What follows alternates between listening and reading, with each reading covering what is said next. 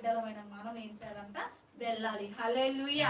ఎప్పుడు మనము అపవాదికి చోటీయకుండా ఉంటాము అని అంటే, ఎవరైతే దుష్టుల ఆలోచనలు ఇస్తున్నప్పుడు ఆలోచన వదిలిపెట్టి, ప్రభా నన్ను ఏం చేయమంటావయ్యా అంటూ దేవుడు మాట్లాడుతున్న స్థలానికి, నీ ప్రార్థన గదిలోనికి, దేవుని యొక్క వాక్యంలోనికి, దేవుని యొక్క మాట కొరకు ఎవరైతే ఎదురు చూస్తుంటారో వారు దుష్టునికి ఏం చేయాలంట, స్థానం ఇవ్వరు. అపవాదికి వారు ఏం చేయాలంట, స్థానం ఇయ్యరు. దుష్టుడు మరి పాపుల మార్గంలో నిలవక వాళ్ళు అలా ఉన్నారు వీళ్ళు ఉన్నారు ప్రభా, నేను అలా ఉండొద్దు ప్రభా, అలా భక్తిహీనతలోనికి నేను వెళ్ళొద్దు ప్రభా, నువ్వు నాతో మాట్లాడయ్యా, నన్ను ధైర్యపరచయ్యా, నన్ను సరిచేయ్యా అని ఎవరైతే దేవుడు మాట కొరకు ఎదురు చూస్తూ దేవుడు ఎక్కడైతే మాట్లాడతాడో ఆ స్థలానికి వెళ్ళినప్పుడు దేవుడు ఆ యొక్క మార్గంలో వెళ్లకుండా, పాపుల మార్గంలో వెళ్లకుండా దేవుని యొక్క మార్గంలో నేను నడిపిస్తాడు. దేవుని యొక్క వాక్యం సెలవిస్తుంది, ఆయనే సత్యము జీవము మార్గమై ఉన్నాడంట. హల్లెలూయా.